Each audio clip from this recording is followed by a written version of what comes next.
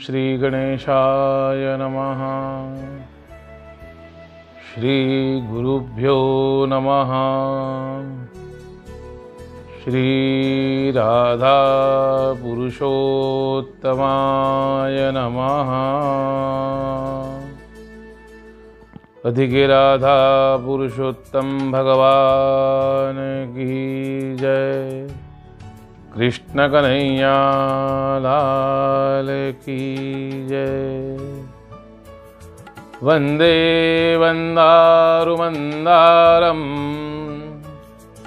वृंदावनविनोदिनं वृंदावनः कलानाथं पुरुषोत्तममद्भुतम्। नारायणं नमस्कृत्यं नरं चैव नरोत्तमम्। देवीं सरस्वतीं व्यासं ततो जयमुदीरयेत्। नैमिषारण्यमाजग्मुर् मुनयः सत्रकाम्यया। असितो दैवलः पैलः सुमन्तुः पिप्पलायनः। सुमतिः कश्यपश्चैव जाबालिर्भृगुरङ्गिराः। वामदेवः सुतीक्ष्णश्च शरभङ्गश्च पर्वतः। आपस्तम्बोधमाण्डव्यो अगस्त्यः कात्यायनस्तथा। रथितरोरुभश्चैव कपिलो रैभ्य एव च। अधिके राधा पुरुषोत्तम भगवान की जय। सभी प्यारे भक्तगणों को जय श्री कृष्ण। आज अधिक मास की कथा का प्रथम दिन है।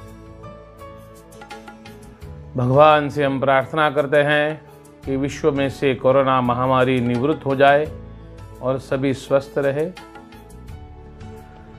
आज एकम के दिन, एकम में व्रत में पाप में से मुक्त होने के लिए आज तिल के दान का विशेष महत्व है। तो शक्ति अनुसार तिल दान आज के दिन अवश्य करें। कल्प वृक्ष के समान भक्तजनों के मनोरथ पूर्ण करने वाले वृंदावन की शोभा के अधिपति ऐसे भगवान वृंदावन विहारी को प्रणाम करते हैं। अलौकिक कार्य द्वारा समस्त लोक को चकित करने वाले भगवान वृंदावन विहारी पुरुषोत्तम को नमस्कार करते हैं। अधिके राधा पुरुषोत्तम भगवान की जय। नारायण नर नरोत्तम तथा देवी सरस्वती और भगवान श्री व्यास जी को नमस्कार करके जय की इच्छा करते हैं। हे प्रिय भक्तों, एक बार यज्ञ करने की इच्छा से परम पवित्र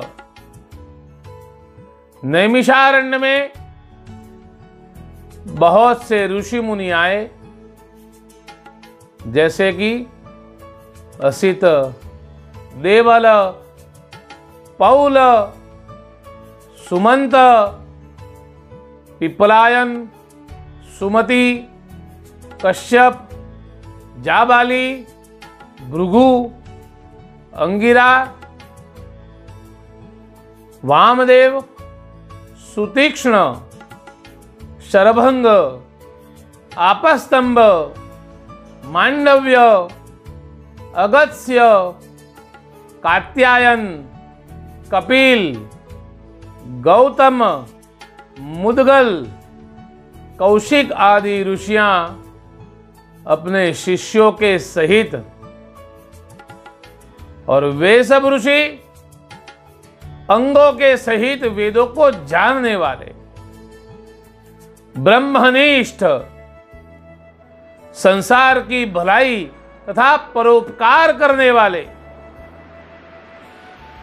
दूसरों के हित में सर्वदा श्रौत स्मार्त कर्म करने वाले, वे सब ऋषि मुनि नैमिषारण्य में आकर यज्ञ करने को तत्पर हुए। सूतः प्रहर्षितः प्राज्ञात् अत्रा संस्ते मुनीश्वरः ततः सूतं समायान्तं रक्तवल्कलधारिणम् प्रसन्नवदनं शान्तं परमार्थविशारदम् अशेषगुणसम्पन्नम् अशेषानन्दसंलुतम् ऊर्ध्वपुण्ड्रधरं श्रीमान् नाममुद्रा विराजितम् शङ्खचक्रधरं दिव्यं गोपीचन्दनमृत्स्नया लसच्छ्रीतुलसीमालां जटामुकुटमण्डितम् जपन्तं परमं मन्त्रं हरेः शूरणमद्भुतम्।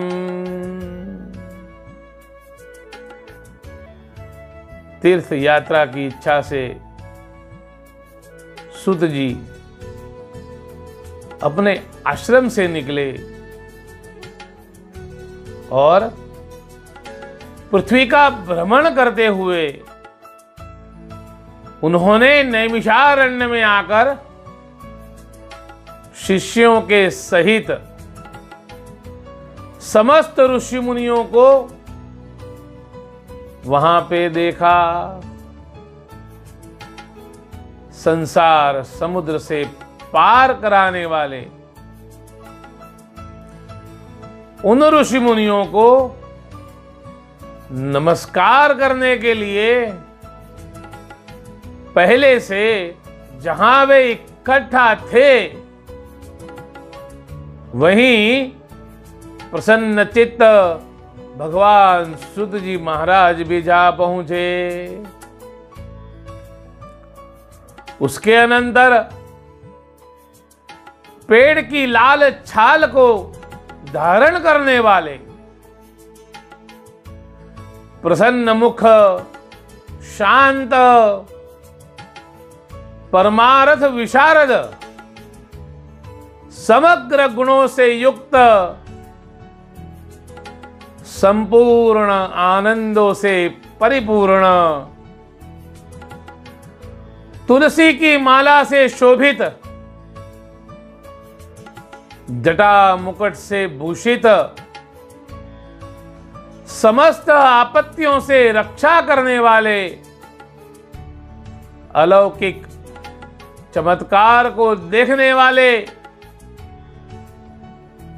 भगवान के परम मंत्र को जपते हुए समस्त शास्त्रों के सार को जानने वाले, संपूर्ण प्राणियों के हित में संलग्न, जितेंद्रिय तथा क्रोध को जीते हुए जीवन मुक्त जगत गुरु श्री व्यास की तरह और उन्हीं की तरह निस्पृह आदि गुणों से युक्त उनको देख उस नैमिषारण्य में रहने वाले समस्त महर्षिगण उठ खड़े हुए और विविध प्रकार की कथाओं को सुनने की इच्छा प्रकट करने लगे। तब नम्र स्वभाव सुत जी प्रसन्न होकर सब ऋषियों को हाथ जोड़कर बारंबार दंडवत प्रणाम करने लगे। ऋषियों ने कहा, हे सुत जी, आप चिरंजीवी तथा भगवत भक्त हो। हम लोगों ने आपके योग्य सुंदर आसन लगाया है। हे महाभाग, आप थके हैं। हे प्रभु, आप यहां बैठ जाइए। ऐसा सब ब्राह्मणों ने कहा। इस प्रकार बैठने की अनुमति लेकर प्रसन्न होकर आसन पर सुत जी बैठते हैं। तदनंतर सुत जी को सुखपूर्वक बैठे हुए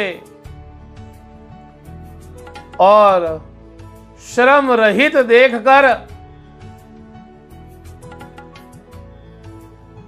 पुण्य कथाओं को सुनने की इच्छा वाले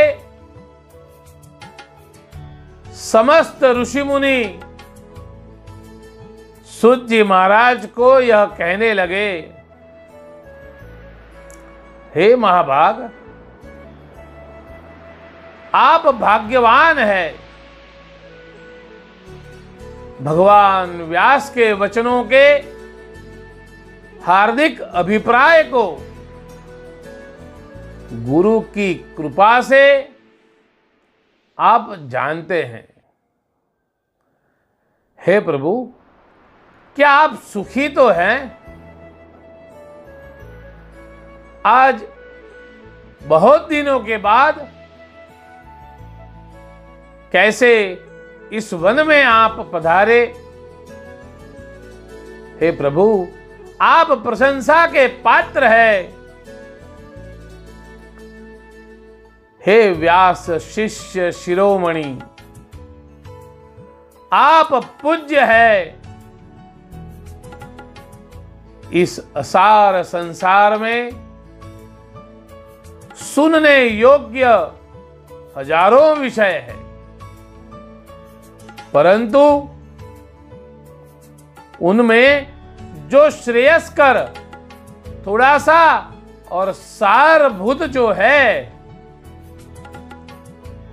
वह हम लोग से कहिए।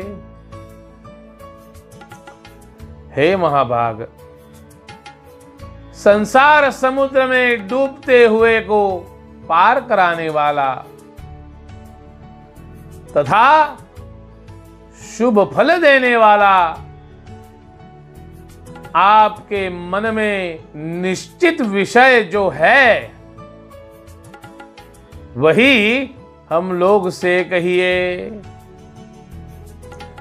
हे अज्ञान रूप अंधकार से अंधे हुए को ज्ञान चक्षु देने वाले, भगवान की लीला रस से युक्त परमानंद का कारण, संसार रूपी रोग को दूर करने में रसायन, उसके समान जो कथा का सार है वह हमें शीघ्र ही कहिए। इस प्रकार से शौनक आदि ऋषियों के प्रश्न पूछने पर हाथ जोड़कर सुत जी बोले हैं, कि हे समस्त मुनियों, मेरी कही हुई सुंदर कथा को आप लोग सुनिए। हे ब्राह्मणों, पहले मैं पुष्कर तीर्थ को गया। वहां स्नान करके पवित्र ऋषियों, देवताओं तथा पितरों का तर्पण आदि से तृप्त किया। उसके बाद समस्त प्रतिबंधों को दूर करने वाली यमुना के तट पर गया। फिर क्रम से अन्य तीर्थों को जाकर गंगा तट पर गया। पुनः काशी आकर अनंतर गया तीर्थ पर गया। पितरों का श्राद्ध कर त्रिवेणी पर गया। उसके बाद कृष्णा और गंडकी में स्नान कर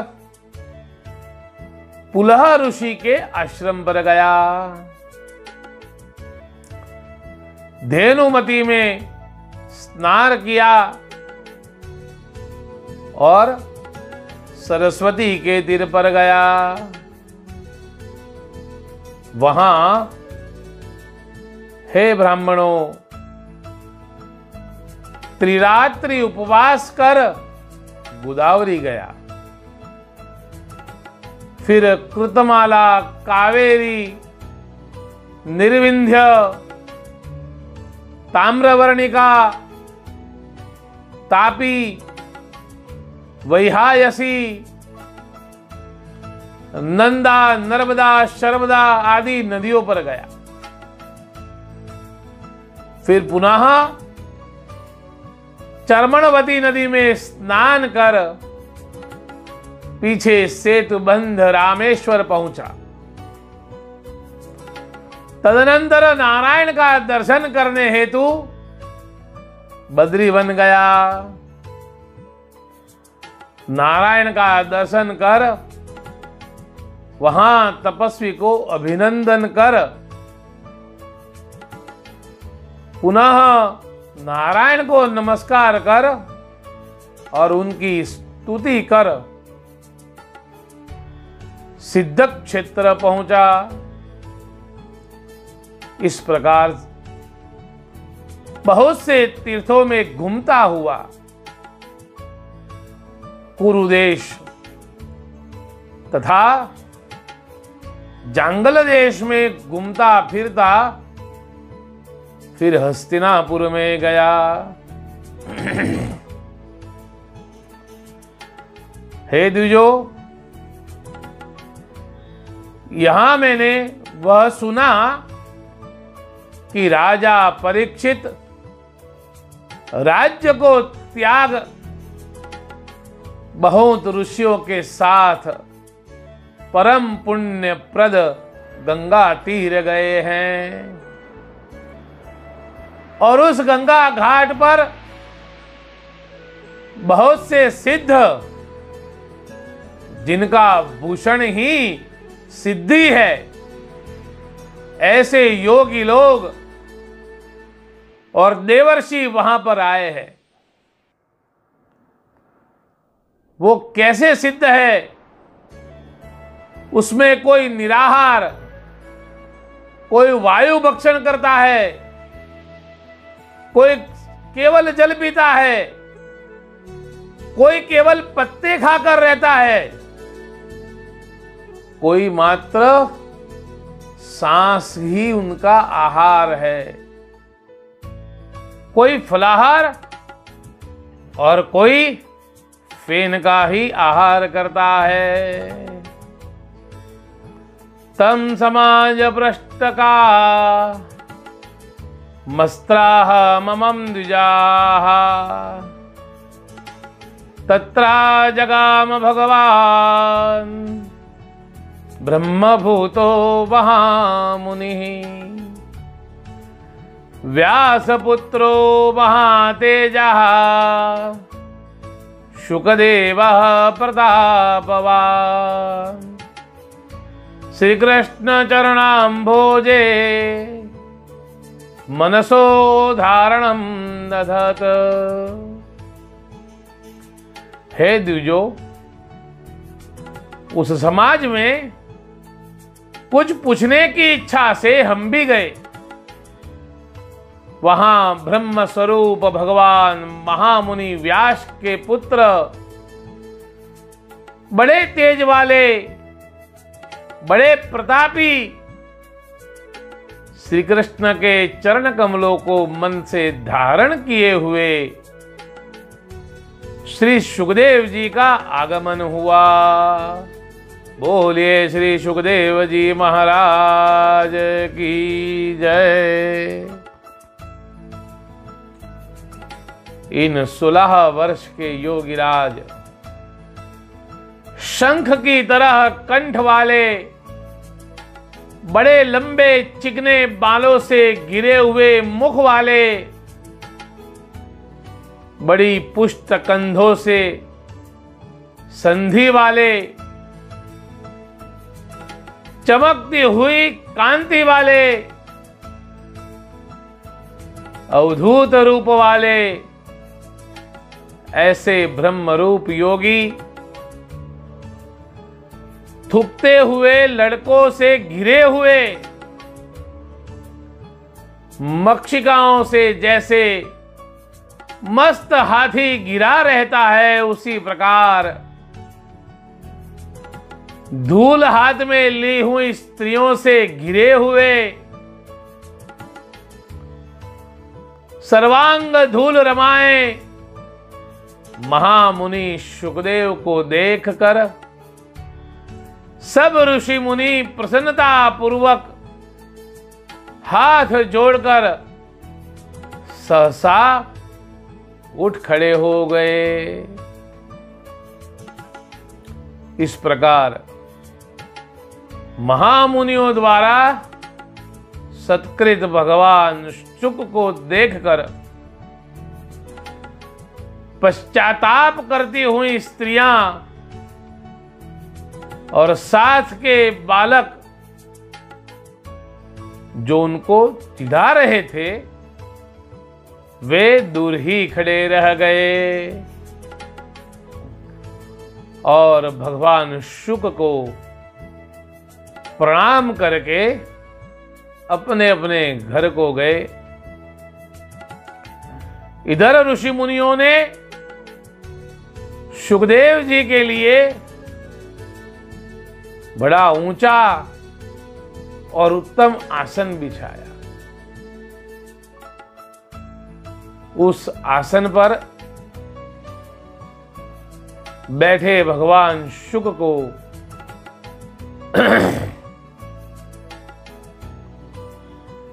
कमल की कर्णिका को जैसे कमल के पत्ते घिरे रहते हैं, उसी प्रकार ऋषि मुनि सुखदेव जी को घेर कर बैठ गए। यहां बैठे हुए ज्ञान रूप महासागर के चंद्रमा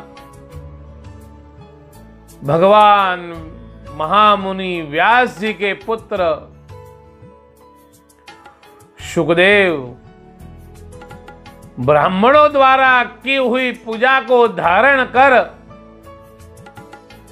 तारागणों से घिरे हुए चंद्रमा की तरह शोभायमान होने लगे। इति श्री बृहद नारदीये पुरुषोत्तम मास माहात्म्ये शुकागमने प्रथमोऽध्याय श्री राधा पुरुषोत्तमार्पणमस्तु। अधिक राधा पुरुषोत्तम भगवान की जय। ओम नमः पार्वती पतये। हर हर महादेव हर। कल कथा का दूसरे अध्याय का हम श्रवण करेंगे।